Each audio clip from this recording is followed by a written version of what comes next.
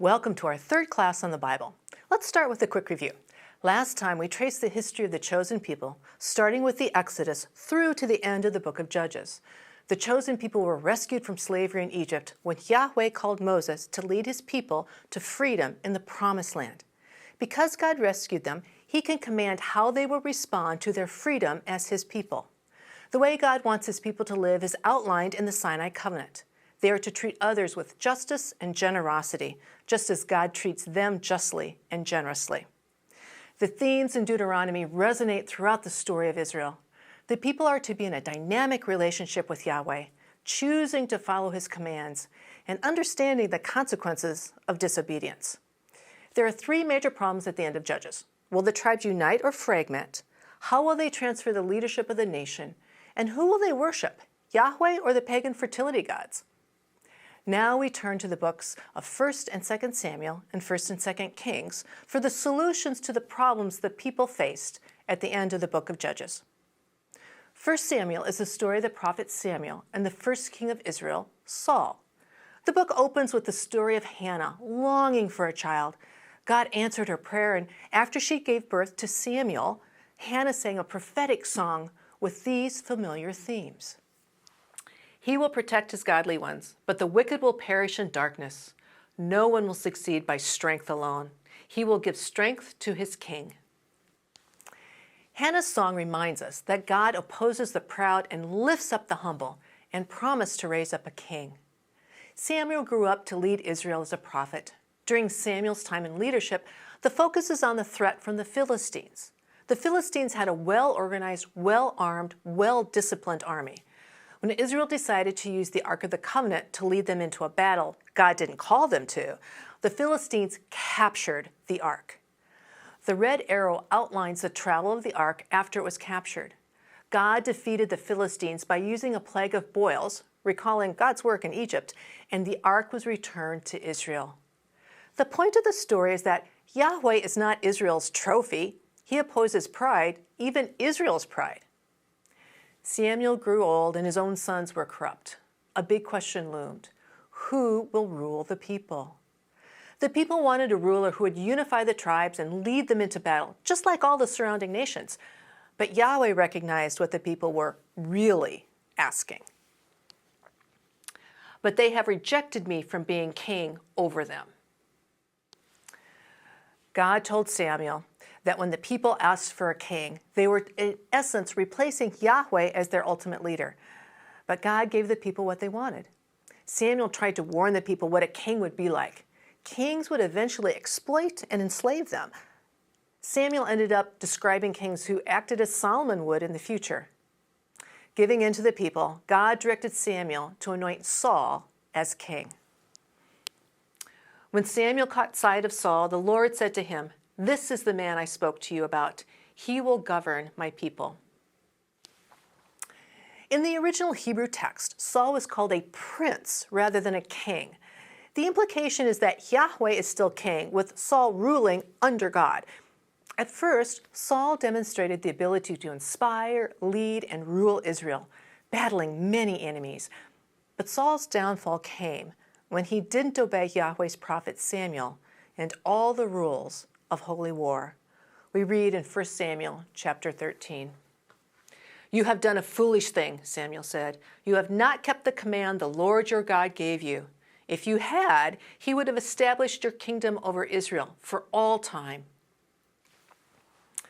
As Saul struggled and ultimately failed to obey Yahweh, God sent Samuel to secretly anoint David to serve as the second king of Israel.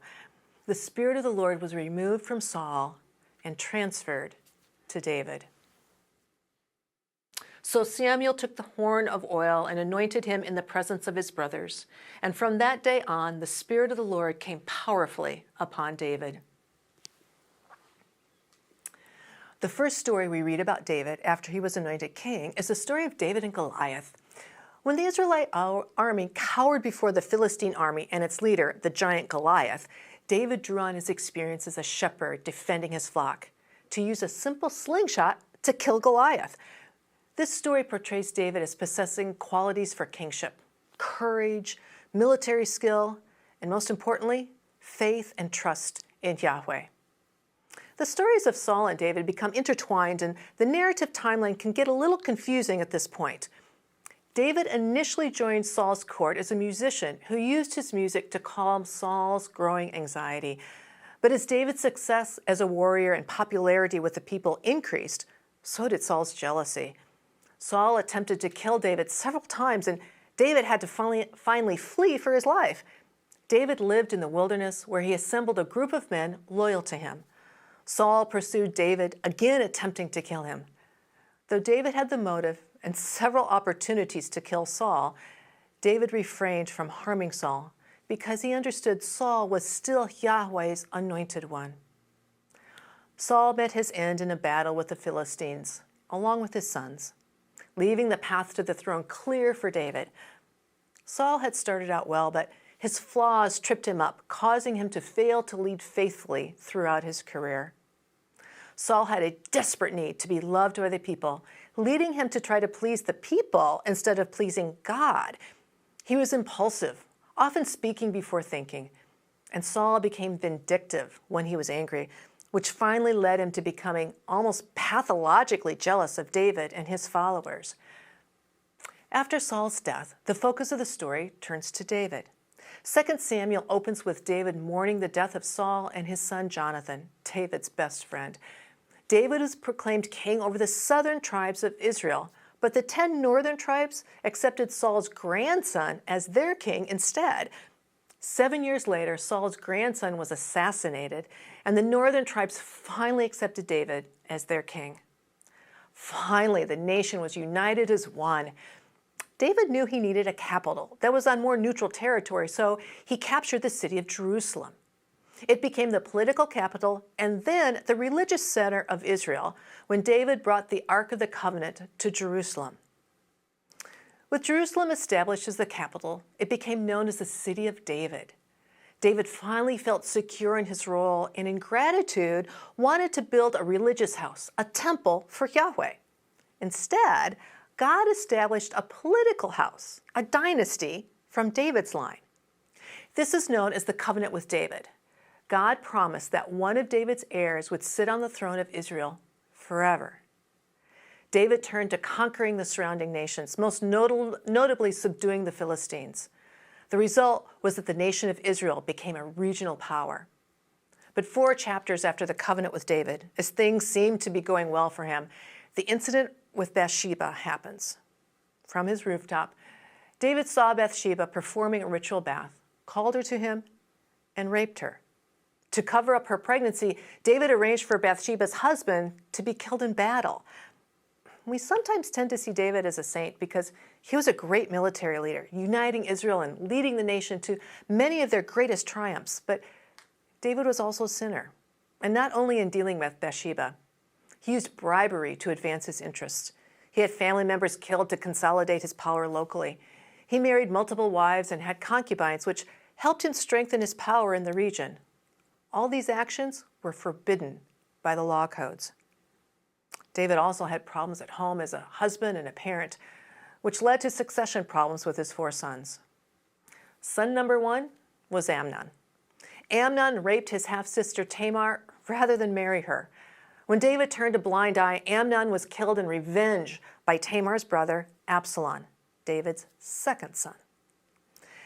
Absalom was exiled for murdering his brother Amnon. When Absalom returned from exile, he rebelled against David by covertly undermining David's support among the people. In a revolt against King David, Absalom's supporters crowned Absalom king. David was forced to flee Jerusalem to avoid being killed in the attempted coup. The armies of David and Absalom met and fought each other, and Absalom was killed in battle. Son number 3 was Adonijah. Adonijah believed David had grown old and weak and so made a bid for the throne himself. He was thwarted when Bathsheba and the prophet Nathan learned of Adonijah's plans. Nathan and Bathsheba worked together to convince David he had already promised the throne to Bathsheba's and David's son, Solomon. Solomon came to the throne after David died of old age. Adonijah, son number 3, foolishly made a veiled grab for the throne, so Solomon had Adonijah killed. The succession to David's throne saw 3 of his sons assassinated by either their own brothers or cousins. Not a happy story. Given all this, how can David be called a man after God's own heart? Remember the themes from Deuteronomy. David worshiped one God and one God only. David is a shepherd boy and king, poet and warrior, faithful and flawed, sinner and saint. David is deeply human and dedicated to following Yahweh alone. This will be how all the successive kings will be judged. Who did the kings worship, and what did they do for the temple in Jerusalem once it was built? The book of 1 Kings starts with the story of King Solomon. Solomon began his reign by removing all the threats to the throne. He killed his brother, a cousin, and exiled the priest who had backed his older brother Absalom's claim to the throne. In the early part of his reign, Solomon was acclaimed as a wise and fair ruler. He started many building projects, the most famous being the temple in Jerusalem, which housed the Ark of the Covenant. He also built 2 palaces, one for himself and one for his Egyptian wife. He built port cities and established trading routes. He built military fortresses and made money by selling weapons, which unfortunately was forbidden by the law. Solomon married many foreign wives. This was actually a common practice of rulers. It was a diplomatic way to cement relationships with surrounding nations. Problems arose when the foreign women brought their own gods with them when they married, and Solomon worshipped his wives' gods, dabbling in idolatry. Unfortunately, in order to pay for the construction projects, Solomon raised taxes and placed his own people into forced labor. They had to donate 1 month out of every 3 to construct buildings in Jerusalem, even if they lived as farmers far from the city. The problem with Solomon's reign was that although Israel progressed materially, they were weakened spiritually. The acclamation for Solomon didn't last.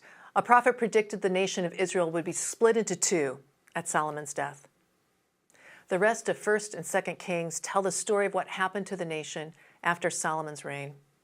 After Solomon's death, the northern tribes wanted to renegotiate their relationship with the throne, but Solomon's son arrogantly refused. This led the north to split from the south. The north then crowned their own kings, who weren't in David's line. Up to this time, the nation united under David and Solomon was called Israel. Now with the north and south split, the northern nation is called Israel, and the southern nation is called Judah. The name changes are what makes knowing where you are in history really important. The northern kings established worship shrines at Dan and Bethel and appointed their own priests so that the people didn't need to go to Jerusalem to worship. Obviously, this fractured the religious solidarity of the people. The northern nation of Israel was prosperous economically. They had better soil fertility, thus more abundant crops. They also traded with the seafaring nation of Phoenicia, which operated markets for Israel all over the Mediterranean. Though they were economically well off, the north experienced great political instability. The nation of Israel was ruled by 9 different dynasties, 7 of which changed due to assassination. This weakened the nation, and they did not endure as long as the south. In contrast, the southern nation of Judah was less prosperous economically, but more stable politically. There was only one dynasty, David's, well, with the exception of Queen Athaliah, and so the south survived longer than the northern kingdom. Both nations had to deal with the superpowers of Assyria, Babylon, and Egypt. At times, the north and south cooperated with each other against outsiders. Other times, they fought each other in what were essentially civil wars. We need to return to the themes from Deuteronomy to help us understand this period. Remember, the people were to worship only Yahweh and worship Him in one place, Jerusalem. Also, God blessed obedience and punished disobedience. When the kings are evaluated, this is the standard that is used. What did the worship life of the people look like? And did the king support worship of Yahweh in Jerusalem? The question of how the people fared economically or socially or politically is not used to evaluate the kings. Given this criteria, none of the northern kings were good because they prevented worship in Jerusalem. On the other hand, Some of the southern kings were good if they encouraged worship of Yahweh alone and supported the temple in Jerusalem. It all ended badly. Essentially, the kings ran both countries into the ground. The northern kingdom of Israel was taken into exile by the Assyrians in 721 BC. The southern kingdom of Judah followed over a century later when they were taken into exile to Babylon in 957 and 587 BC. During the time of the divided kingdom, the prophets were introduced as watchdogs of the covenant, and we will turn to them next time. Some important takeaways. The people asked for and received kings, with Saul being the first, followed by David, and then Solomon. The country is united under David, but divides after Solomon's death. The covenant with David promises God will raise up a king in David's line to rule over his people. The stories in 1 and 2 Samuel and 1 and 2 Kings are based on the themes from Deuteronomy. Israel's national fortunes depend on their faithfulness to Yahweh. God opposes the proud, whether the proud are Israel's enemies or Israel herself. Being chosen doesn't mean privilege, but responsibility. If you'd like more detail about the stories from today, tracing the kings of Israel, I'd encourage you to check out the additional resources that have reading and study suggestions. Thanks for joining us. Next time, we'll turn to the message of the prophets and how God used them. Until then, keep the faith.